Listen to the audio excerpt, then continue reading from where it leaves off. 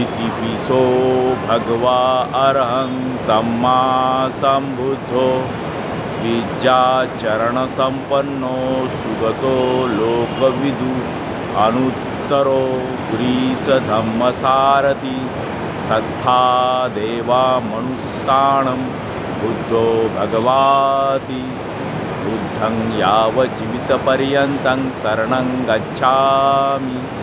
H Buddha अतीताच H Buddha अनागता पचुपन्नाच ए बुद्धा अहं वन्दामि सप्पदा। नद्धि मे शरणं अयं बुद्धो मे शरणं वरम् एतेन सच्चवज्जेन होतु मे जयमङ्गलम्।